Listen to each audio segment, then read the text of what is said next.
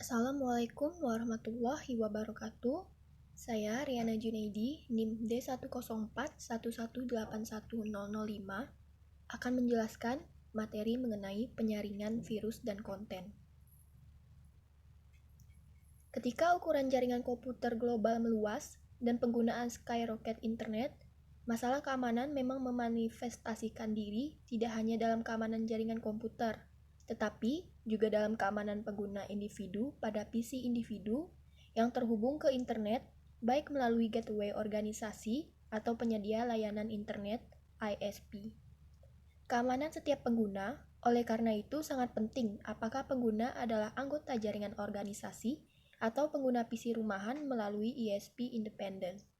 Dalam kedua kasus tersebut, upaya ini difokuskan untuk melindungi tidak hanya data, tetapi juga pengguna.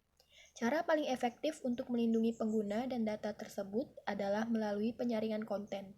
Penyaringan konten adalah proses menghapus konten yang tidak diinginkan, tidak menyenangkan, dan berbahaya sebelum memasuki jaringan pengguna atau PC pengguna. Yang pertama, proses memindai, memfilter, dan memblokir. Pemindaian adalah proses sistematis menyapu koleksi data, mencari pola tertentu. Dalam lingkungan jaringan, proses pemindaian mungkin melibatkan program yang menyapu ribuan alamat IP, mencari string alamat IP tertentu, atau string yang mewakili kerentanan atau string yang mewakili nomor port yang rentan. Penyaringan, di sisi lain, adalah proses menggunakan program komputer untuk menghentikan browser internet di komputer agar tidak dapat memuat halaman web tertentu berdasarkan kriteria yang telah ditentukan, seperti alamat IP. Pemblokiran, seperti penyaringan, juga merupakan proses mencegah jenis informasi tertentu agar tidak dilihat di layar komputer atau disimpan di disk komputer. Lalu, pemindaian konten. Semua konten internet yang masuk dan keluar dari jaringan organisasi, gateway ISP, atau PC pengguna selalu dipindai sebelum disaring.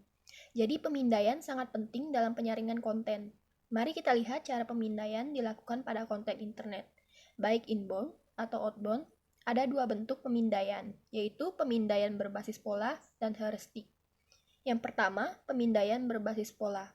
Dalam pemindaian berbasis pola, semua konten yang masuk atau keluar dari jaringan, gateway ISP, atau PC pengguna dipindai dan diperiksa berdasarkan daftar pola atau definisi yang disediakan dan terus diperbarui oleh penjajah. Teknik ini melibatkan hanya membandingkan konten, namun pendekatan ini bisa lambat dan intensif sumber daya. Lalu yang kedua ada pemindaian heuristik. Pemindaian heuristik dilakukan dengan melihat bagian kode dan menentukan apa yang dilakukannya dan kemudian memutuskan apakah perilaku yang ditujukan oleh kode tersebut tidak diinginkan, berbahaya seperti virus, atau berbahaya. Pendekatan untuk pemindaian ini rumit karena melibatkan pemodelan perilaku silang. Pendekatan ini membutuhkan waktu lebih lama dan juga membutuhkan banyak sumber daya, jika tidak lebih dari yang sebelumnya. Heuristik secara teoritis memiliki beberapa keunggulan dibanding pemindaian berbasis pola, termasuk efisiensi dan akurasi yang lebih baik. Itu dapat berpotensi mendeteksi virus yang belum ditulis. Penyaringan penyertaan. Penyaringan penyertaan didasarkan pada keberadaan daftar penyertaan. Daftar inklusi adalah daftar akses yang diizinkan, atau daftar putih, mungkin diperiksa dan dikompilasi oleh pihak ketiga. Semua yang ada dalam daftar ini diperbolehkan. Daftar itu bisa berupa daftar URL untuk situs web yang diizinkan, misalnya bisa berupa daftar kata yang diizinkan, atau bisa juga daftar tanda tangan paket yang diizinkan untuk paket yang diizinkan.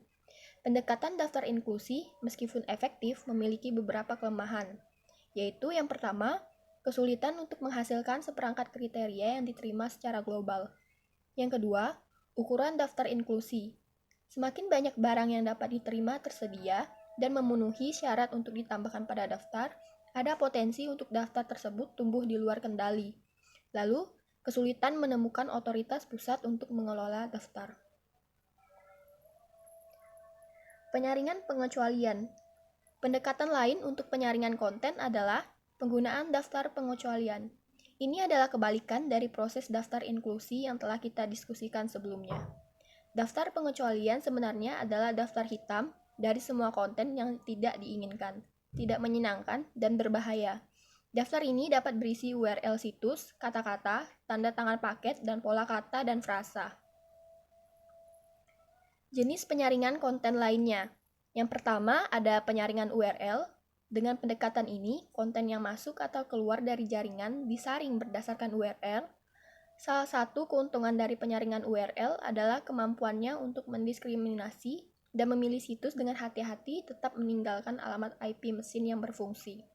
Yang kedua, ada pemfilteran kata kunci, yaitu penyaringan kata kunci mensyaratkan bahwa semua konten yang masuk atau keluar dipindai, dan setiap kata yang dipindai secara sintaksis benar dibandingkan dengan kata-kata baik pada daftar putih inklusif atau daftar hitam, tergantung pada rezim filter yang digunakan. Beberapa kelemahan termasuk yang berikut ini. Berbasis tag yang berisi gagal, memeriksa semua bentuk data lain seperti gambar.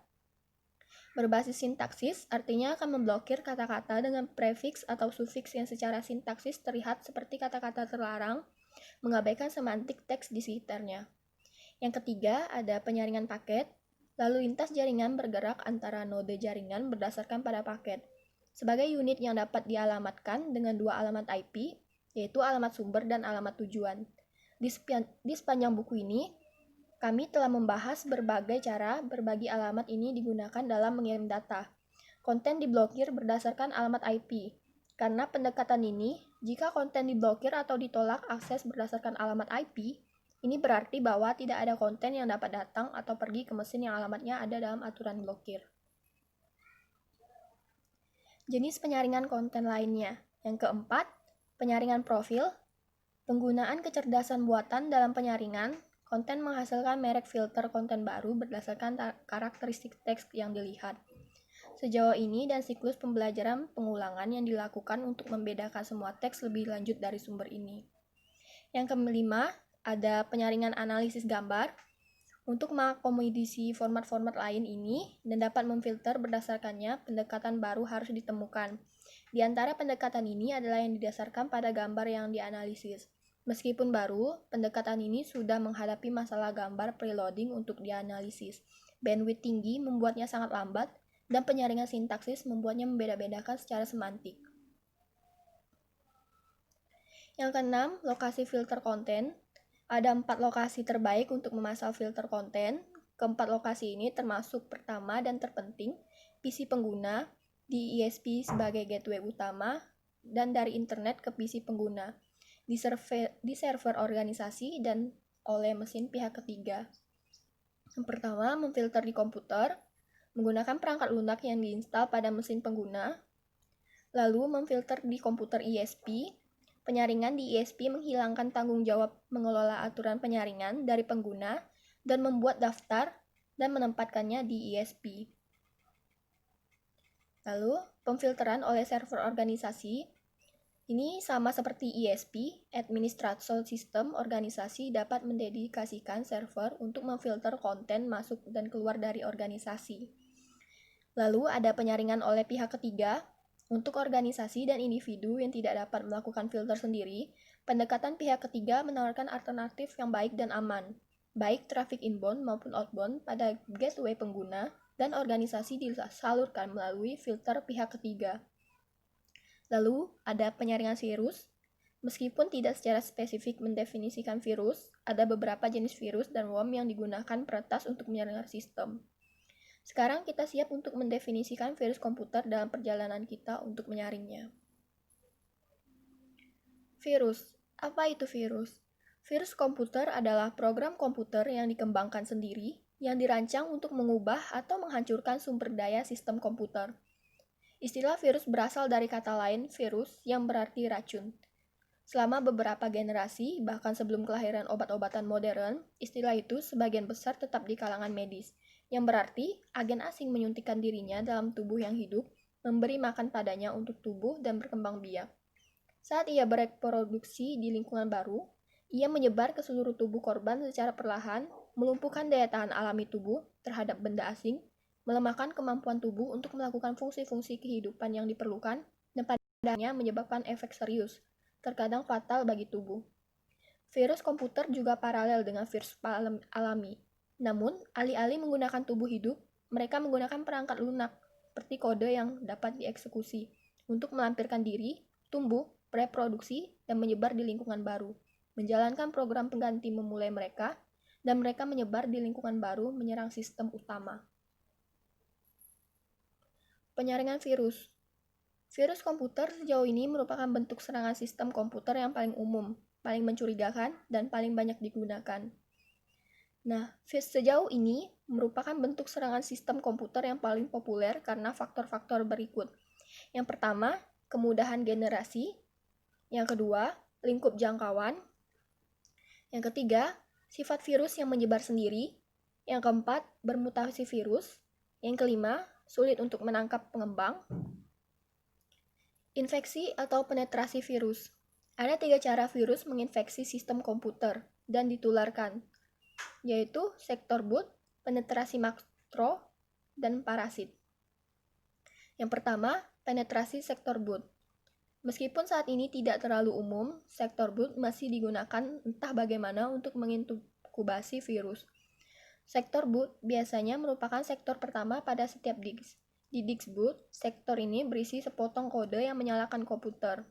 Dalam disk yang tidak dapat di-boot, sektor ini berisi tabel alokasi file yang secara otomatis dimuat pertama kali ke dalam memori komputer untuk membuat peta jalan jenis dan isi disk untuk komputer untuk mengakses disk.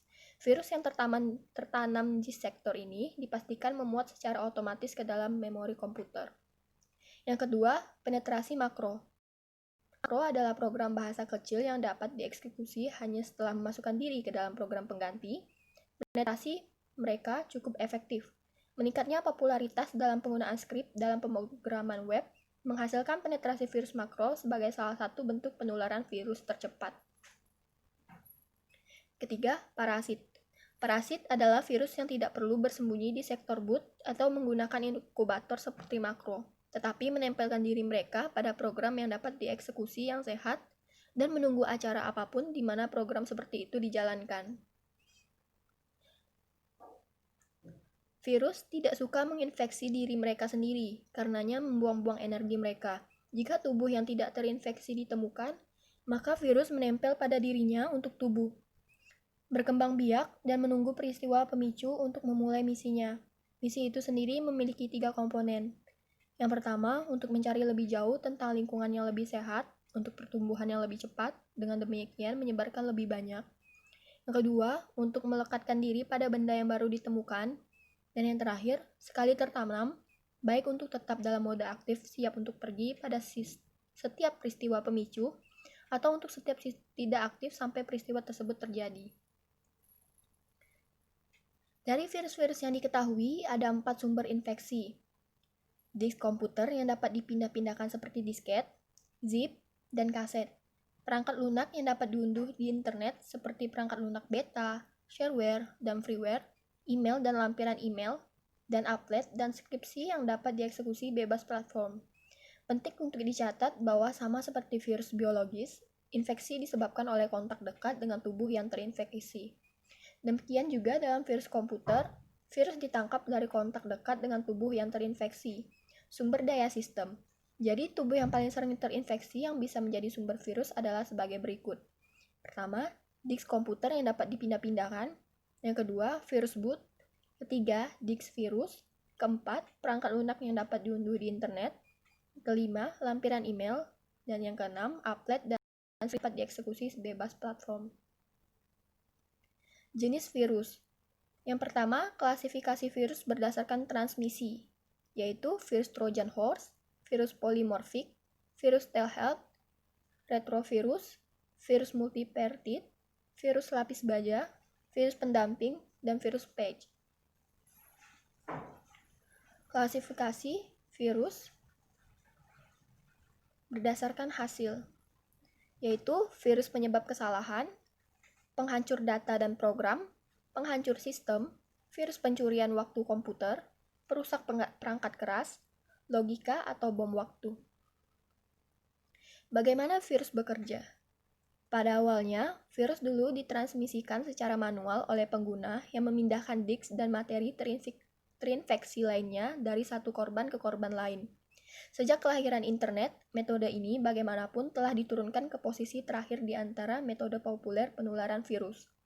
Internet mengubah transmisi virus dengan memfokuskan pada dua jenis virus yang membentuk bagian terbesar dari infeksi virus dalam lingkungan jaringan. Ini adalah virus makro dan virus file. Dari keduanya, virus makro memiliki tingkat infeksi yang paling cepat berkembang di jaringan. Ini adalah hasil dari beberapa faktor, termasuk yang berikut. Yang pertama, gudang-gudang perangkat lunak dengan sengaja bermaksud memberikan kepada para pengguna fleksibilitas untuk memperluas kemampuan dan fungsionalitas produk yang tidak tersedia dengan memasukkan fasilitas makro dalam produk-produk. Bahasa pemrograman mikro ini dibangun ke dalam aplikasi populer. Masalah dengan makro ini adalah mereka memperkenalkan celah dalam aplikasi internet yang populer. Sebagai contoh, VBA dapat digunakan oleh peretas untuk mendefinisikan kode virus dalam aplikasi. Makro lain yang tidak dibangun menggunakan bahasa pemrograman dan skrip termasuk dalam aplikasi yang dapat digunakan dalam peretas dengan mudah. Fakta bahwa makro berperilaku sebagai kode yang dapat dieksekusi dalam aplikasi sangat menarik bagi peretas untuk menggunakannya dan memasukkan kode viral ke dalam komputer, dan karenanya ke dalam jaringan. Di sebelah makro dalam aplikasi perangkat lunak adalah kemampuan transmisi jaringan adalah virus file. Virus file mungkin salah satu dari jenis yang telah kita bahas tentang sistem serangan atau file pengguna tersebut. Virus file menghadirkan bahaya yang sama besar terhadap jaringan seperti virus makro selama komputer yang terinfeksi terhubung ke jaringan. Perhatikan bahwa tidak akan mengatakan apa-apa jika komputer tidak terhubung ke jaringan apapun. Bahkan, komputer yang paling aman adalah komputer yang terputus di banking. Teknologi antivirus. Ada 4 jenis virus yang ditargetkan oleh teknologi antivirus. Ini adalah virus in the wild, yang merupakan virus aktif yang terdeteksi setiap hari di komputer pengguna di seluruh dunia. Virus makro, virus polymorphic, dan virus standar. Virus in the wild dikumpulkan dan dipublikasikan setiap tahun di waitlist. Meskipun tidak boleh dianggap sebagai virus yang paling umum, belakangan ini daftar ini telah digunakan sebagai dasar untuk pengujian dan sertifikasi virus in the wild dari sejumlah produk antivirus oleh sejumlah perusahaan penghasil perangkat lunak antivirus. Penyaringan konten terjadi pada dua tingkat. Pada tingkat aplikasi di mana penyaringan didasarkan pada URL yang dapat, misalnya, mengakibatkan pemblokiran halaman web yang dipilih atau situs FTP, dan penyaringan pada tingkat jaringan berdasarkan pada penyaringan paket yang memungkinkan memerlukan router untuk memeriksa alamat IP setiap paket trafik yang masuk atau keluar. Paket-paket pertama kali ditangkap dan kemudian alamat IP mereka baik sumber dan tujuan, nomor port, atau nomor urut, kemudian dibandingkan dengan apa yang didaftar hitam dan putih. Penyaringan konten terjadi pada dua tingkat. Pada tingkat aplikasi, di mana penyaringan didasarkan pada URL yang dapat, misalnya mengakibatkan pemblokiran halamat web.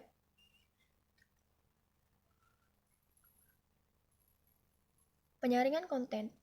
Yang pertama, masalah teknis, yaitu penggunaan layanan terjemahan dalam permintaan dapat menghasilkan konten yang diminta dari server dan situs yang tidak diinginkan. Lalu yang kedua, server nama domain dapat dilewati.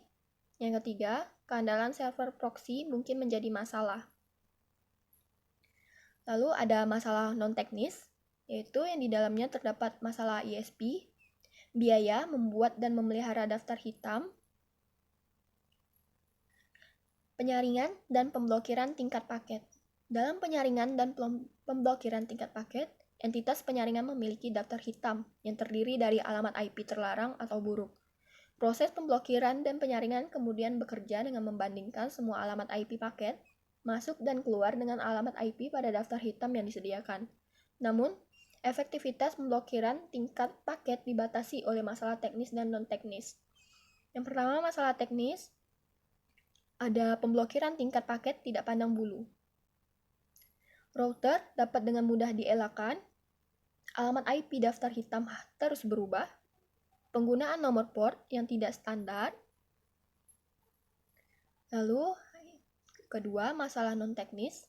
Yang pertama, ada peningkatan biaya operasional dan masalah administrasi ISP. Lalu yang ketiga, bahan yang difilter, yaitu tiadanya pakaian atau paparan bagian tubuh manusia tertentu. Konten dewasa didefinisikan secara berbeda dan kurang diterima secara universal. Jenis kelamin,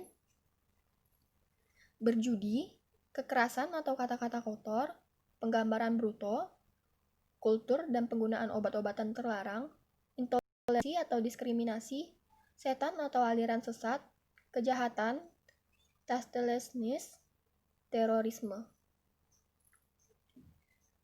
Lalu ada spam. Spam sebagai email otomatis yang tidak diminta. Karena penggunaan internet lebih dari 60% email, spamming mempengaruhi sejumlah besar penggunaan internet. Ada beberapa cara untuk menemukan spam termasuk yang berikut. Yang pertama, batasi alamat email yang diposting di tempat elektronik publik. Yang kedua, jangan mengisi formulir online yang memerlukan alamat email. Yang ketiga, gunakan alamat email yang tidak mudah ditebak. Yang keempat, berlatihlah menggunakan beberapa alamat email. Yang kelima, penyaring spam. Yang keenam, hukum spam. Sekian materi yang saya sampaikan. Jika ada kesalahan dalam membaca atau menjelaskan, saya mohon maaf. Wabillahil taufiq wal hidayah. Wassalamualaikum warahmatullahi wabarakatuh.